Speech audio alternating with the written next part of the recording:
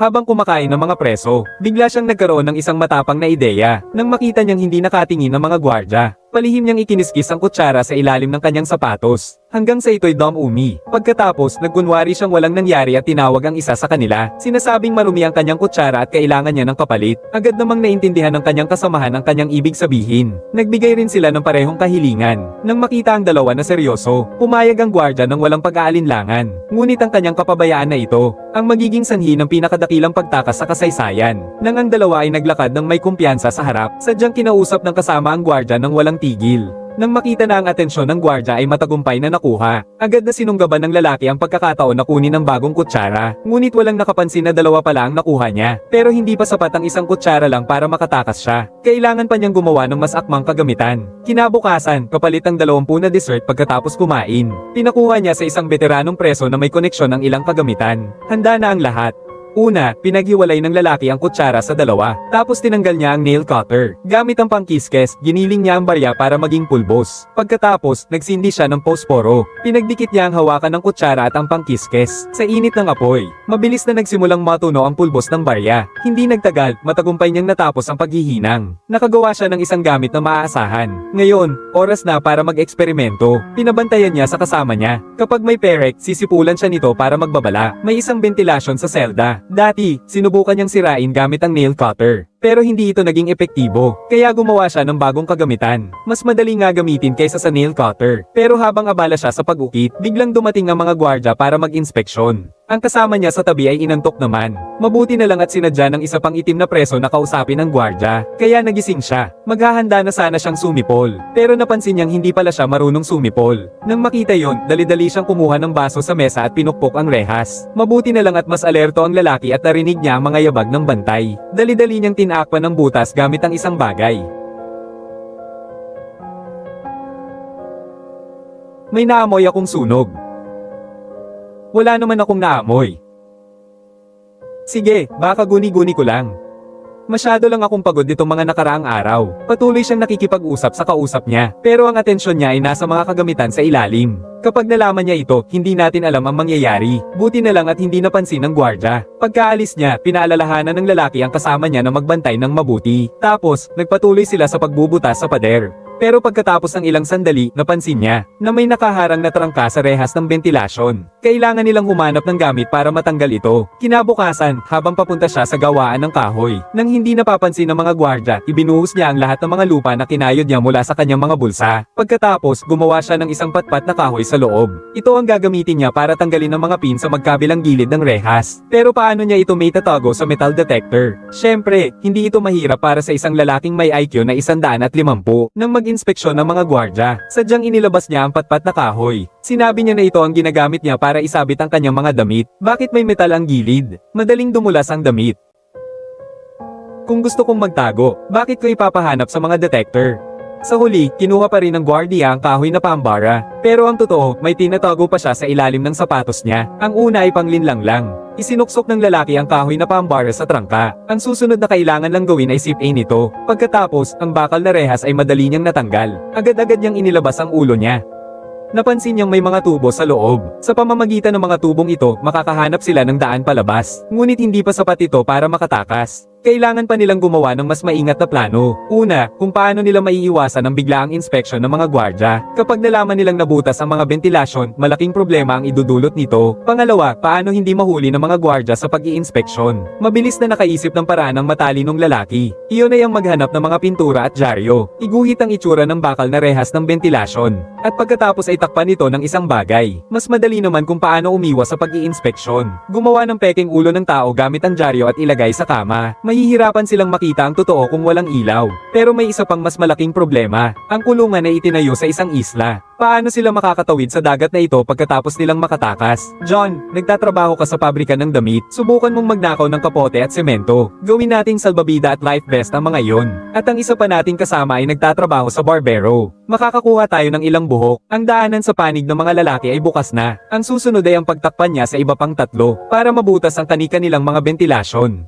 Kinabukasan, nakakuha ang kasamahan ng buhok, at si Charlie ay matagumpay na nakahingi ng pintura sa mga gwardya. Ang kulang na lang ngayon ay mga dyaryo. Mabuti na lang at pinapayagan ng mga preso na magbasa ng libro araw-araw sa bilangguan. Hiningi niya kay Xiao Hei na namamahala sa aklatan ang mga dyaryo. Nang kumpleto na ang mga gamit, agad na sinimulan ng lalaki ang paggawa ng pekeng ulo. Inilagay niya sa tubig ang mga kinayes na pader para basain. Ginamit niya itong parang semento. Pagkatapos ay inihalo niya ito sa mga dyaryo. Mabilis na nagawa ang unang modelo. Ang susunod ay ang pagkulay. Sa kanyang kahusayan, isang pekeng ulo ang natapos. Halos kamukha niya. Hindi ito mapapansin ng mga gwardya. Pagkatapos, gumawa siya ng isang bakal na rehas. Matapos niyang kulayan ito, magmumukha itong tunay. Para makasiguro, nagpa siyang mag-inspeksyon muna. Matapos siyang pumasok sa ventilasyon, agad siyang nagsimulang umakyat sa tubo. Nang sandaling iyon, dumating ang bantay para mag-inspeksyon. Agad na kinalampag ni Charlie ang rehas para bigyan siya ng babala. Nang makarating ang bantay sa lalaki, matagal siyang tumingin pero hindi niya napansin na isang mannequin ang nakahiga sa kama. Ang lalaki naman sa kabilang banda ay nakarating na sa itaas ng kulungan sa pamamagitan ng tubo. Nang akala niya ay maaari na siyang umakyat pa, nakita niya ang isang pinturang bakal na humaharang sa daan. Kahit anong pilit niyang tumalon, hindi niya maabot, bago pa siya makapag-isip ng paraan. Dumating na naman ang mga gwardya para mag-inspeksyon. Bakit ang aga matulog ni Maurice ngayon? Opo. Masama ang pakiramdam niya. Siguradong mahimbing ang tulog niya, hindi man lang gumagalaw.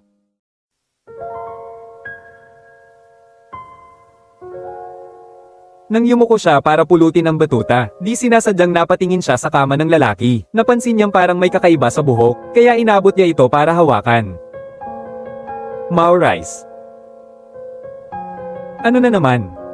Kinabukasan habang kumakain, ikinwento niya sa mga kasama ang nangyari kagabi. Maganda rin ang progreso ng lahat, maliban kay Charlie na nagbubutas pa rin ng pader. Ang dalawa pa ay nakagawa na ng mga pekeng ulo. Napagdesisyonan niyang akyatin ulit ito kasama si John mamayang gabi. Pagdating ng gabi, mabilis silang umakyat sa pamamagitan ng tubo. Sa tulong ng isa't isa, naabot ng lalaki ang bakod. Pagkaakyat niya, nakita niyang nakakabit ang bakal na pinto gamit ang malalaking metal na takip. Hindi ito kayang tanggalin sa pamamagitan lang ng lakas ng tao. Kailangan nila ng isang electric drill at mga wire. May saksakan dito. Pero ang makakuha ng mga bagay na yan mula sa loob ng kulungan ay napakahirap. Kahit isang piraso lang ng metal ang madagdag sa isang preso, mananagot na ang mga gwardya. Lalo na ang isang electric drill na isang napakalaking bagay para makatakas. Pero mas maraming paraan kaysa sa mga problema. Nang sumunod na araw, sa klase ng mga instrumento, hindi sinasadya na natuklasan ng lalaki na may makina sa loob ng silid-aralan. Pero wala itong drill at mga wire. Kaya muli siyang humingi ng tulong sa matandang preso. Ang kapalit daw ay ibibigay niya ang lahat ng kanyang panghimagas sa matanda. Pero may isang problema.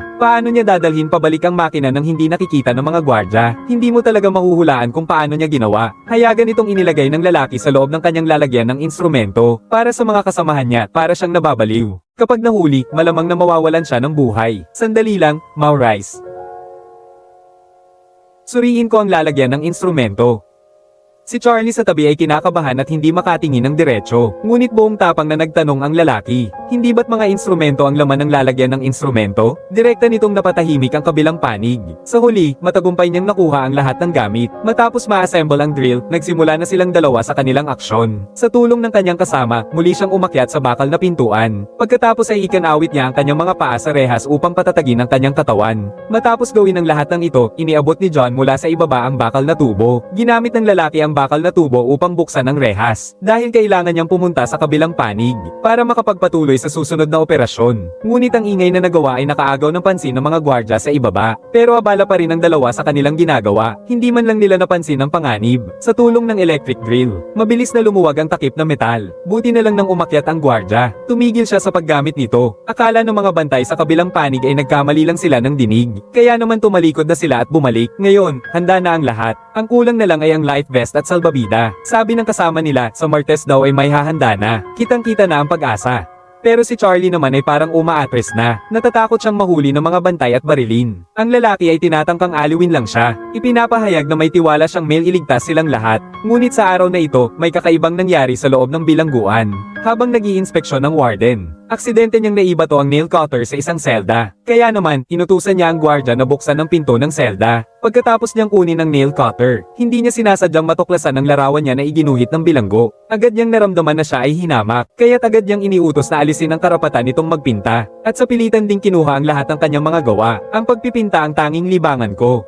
Labis akong nagpapasalamat kay Doten. Dito na siya tuluyang nawala ng pag-asa. Nakulong siya dahil sa hindi sinasadyang pagkabangga niya ng tao. Isang ordinaryong aksidente lamang sana ito. Pero ang kalaban niya ay isang pulis. Kaya naman, hinatulan siya ng 79 na taong pagkakabilanggo. Sa edad niya, imposibleng mabuhay pa siya hanggang sa araw ng kanyang paglaya. Ngayon, dahil sa isang pintura, inagaw pa ang nag-iisa niyang libangan. Sa araw na ito, palihim niyang isinuksok sa bulsa ng lalaki ang isang bagay. Pagkatapos, humingi siya ng palakol sa bantay ng kulungan. Nagpanggap na gagawa siya ng mesa at upuan. Ngunit sa sumunod na sandali, pinutol niya ang kanyang daliri sa harap mismo ng lalaki. Ang gwardya ay natakot ng labis sa biglaang pangyayaring ito at napaluhod. Sa huli, siya ay sapilitang inalis. Inayos ng lalaki ang naputol niyang daliri. Pagkatapos, kinapa niya ang kanyang bulsa at nakita ang isang iginuhit na bulaklak. Ito ay lumipad mula sa kabilang dulo ng isla. Sumisimbolo ito sa kalayaan. Naniniwala si Dalton na makakatakas siya at muling makakamit ang kalayaan. At lagi niyang dadalhin ang bulaklak na ito sa kanyang tabi. Naaalala ko noong bago pa lang ako sa bilangguang ito, napakabait niya sa akin. Ngunit ng araw na iyon, nakita ng warden ang bulaklak na ito. Hindi pinapayagan ng mga bilanggo na magtanim ng mga halaman dito. Kaya naman, walang sabi-sabi niya itong dinurog. Direkta nitong ikinagalit ng matandang bilanggo at inatake siya sa puso. Agad siyang namatay. May mga taong nakatakdang manatili sa Yakara habang buhay. Hanggang kamatayan. Ang sinabi ng warden at ang pagkamatay ng matandang bilanggo, lalo pang nagpatibay sa plano ng lalaki na tumakas. Kinabukasan, nagpaalam na siya kay Xiaohei. Agad namang naintindihan ng isa ang kanyang ibig sabihin. Nagkamayan ng dalawa bilang paggalang. Palem.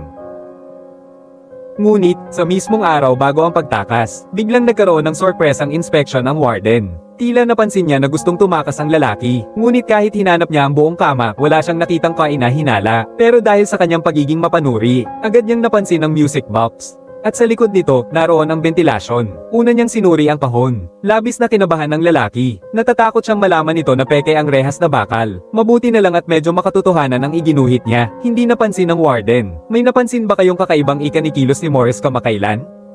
Palagi silang nag-uusap ni Charlie hanggang gabi. Paghiwalayin sila, ilipat si Morris, oo, maaari siyang ilipat sa Miyerkules.